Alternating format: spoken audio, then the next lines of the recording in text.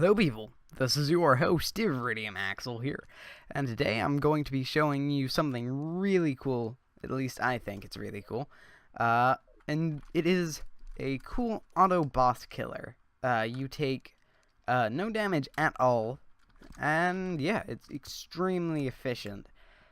What you'll need for this is access to the Lizard Temple, some sort of Cobalt Shield.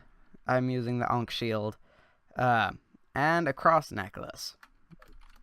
Cross necklace is so it delays how often you can take damage, and the Ankh Shield is so that you don't take any knockback, which is more helpful than you would think. So, let's go ahead straight to my arena that me and my friend have created. Just drop me in here. Whole bunch of stuff coming my way. Let me open up the door here. So, what we have here for our setup is two heart lamps. As you can see, I have regeneration from that. Honey spaced up to 1 block. So, then we have life regeneration and campfire, which also increases life regeneration. We have that below. Okay. Then we're going to spawn 3 slimes, or as many as you want. And then we turn on the actual machine. So if I right click that, we can either have them there bouncing up onto this platform, which I have, or turn it off, which at the moment it's going to be a bit more effective to have that bridge there. You can set up the levers and 1 second timer closer to you so that you have access from where you are. I'm just using a mod so that I can reach anywhere on the screen, which is more helpful than you would think. Alright, as you can see, the destroyer is over halfway dead already. Yeah. So, in a few seconds, it should be completely done. I'm going to let you see all the way through to its death so that you can tell that there is absolutely no life loss. It's extremely effective, and if you don't know the traps up top that are shooting down, you can get those from the Lizard Temple. There are traps there that shoot down spiky balls that do a ton of damage. On the destroyer, as you can see, they're doing 20 to 30. And it's dead. I'm completely unharmed. So, if I just open up the door here, let me turn off that guy. Okay. Now, what we're going to do is build a miniature version of this in an empty world. And, yeah, we'll see how it goes. Alright, guys, here we are on another world. And let's get started on building this arena. Let me go ahead, turn off my mini-map real quick. Break that. And going to build this guy up as high as you want. It really depends on personal preference. Let's go over here and build up the other side. Now, anyway we're going to build it, we're going to need these on the top row. Now, you won't need as many as I'm using, but it's always helpful to know how many. And it's also helpful to just have an absolute ton of them. Okay, so that is 97 blocks, I believe. Here. Now, we're going to go to the absolute center of the arena, or around the center at least.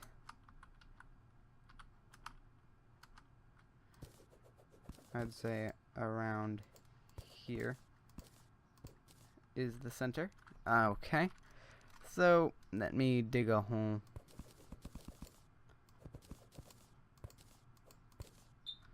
Okay, so going to build it up. Just dig a few blocks like that. I forgot to grab the campfire. Let me do that real quick. Camp. Oh, by the way, if you're wondering what mod I'm using for all of this cool stuff, it is called Gameicky mod. Look it up. It's pretty awesome. Yeah. Okay. So here we're about to have it all set up.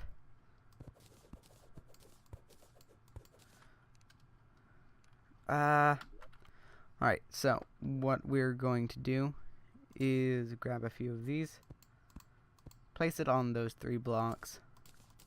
Also, what we're going to need is a wrench, I believe. Yes. So with this guy, you can place wire. And let me just place it over to here, and we'll put a switch down. And that'll be the door. If I switch off of this, you can see.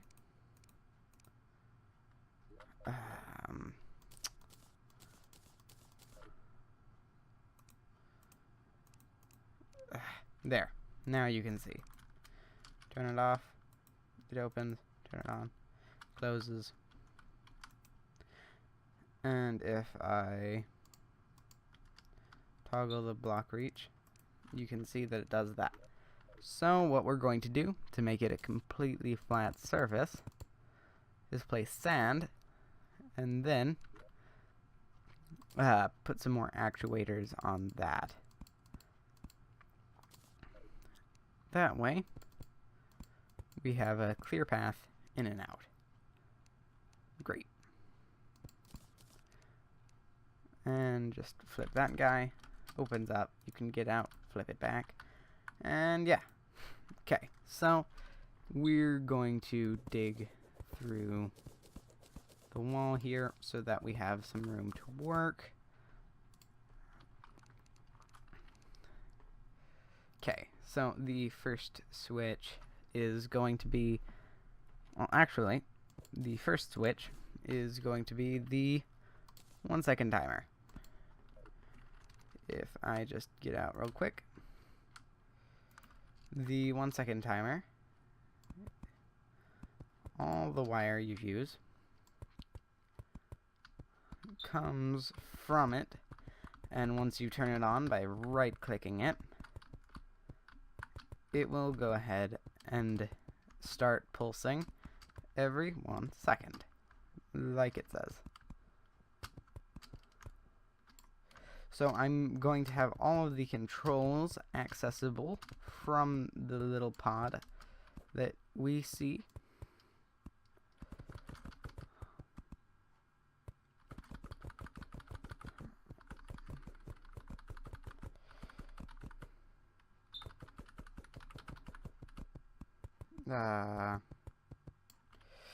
This is going to take a little while to lay out all the wires, so I'm going to stop recording here and come back when I've laid them all down. Alright, guys, I've laid out all of the wire, and I've put 2 buckets of honey in so that we have honey regeneration. Okay, now we're going to need some heart lanterns. Now, you only really need 1, but I like having 2 to make it symmetrical. Here in the center, you're going to... Dang it. Just realized haven't made this guy tall enough. Let me just dig up a few more blocks. Well, actually, just 1 more.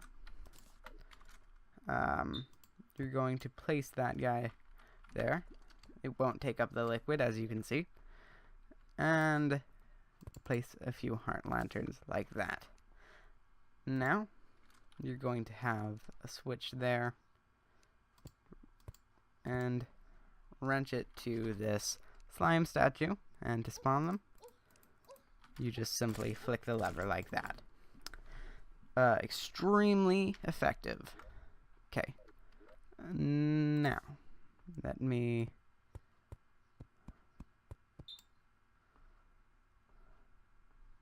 do like that, and then place a few blocks, and everything's great.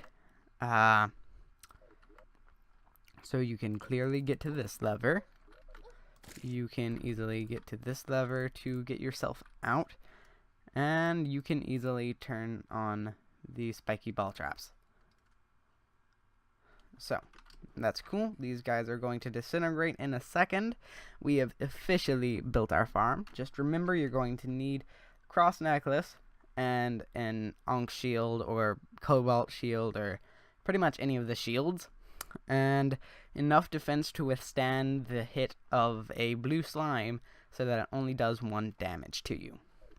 Okay, and now let me move down all of my items so that we can see this guy in action. So, 1, 2, 3. Just spawn a whole bunch of them. Let me get rid of any junk I have, and I think that's it for this build. I'm just going to set it to night and spawn an Eater of Worlds so you guys can see. Night, it's paused. Let me actually get a shine potion so that you can see. Shine. There we go. And Eater of Worlds. I'm gonna go ahead, turn that guy on. And as you can see, he's going to start raking in a ton of damage here. Whether it be on that side or on the other side, it's going to be just excessive. And as you can see, he's already down around 30,000 health just from the short time that this guy's been on. So, also as you can see, we have taken absolutely no damage from the little pods. So that things are looking pretty positive thus far. This farm, as I've said, is extremely effective. But it's most effective against the Destroyer and Worm-like bosses. It's about to die here in a few seconds. Like, if I spawn the, what's it called thing? Twins. Real quick. Mechanical Eye. As you can see, it's still doing a fair amount of damage, but it's not going to give you a full amount as the Destroyer did. As you can see here, it's just slowly working down his health. It's still doing quite a bit of damage, about 100 per second or so, but it's not as effective against the Destroyer. So, thanks a ton for watching. I hope you enjoyed, and I hope you learned something. This has been really fun. I guess I'll see you guys next time. Bye-bye. This is your host, Iridium Axel here, and people keep messaging me as soon as I start recording. Today we are playing Scribblenauts, episode 4.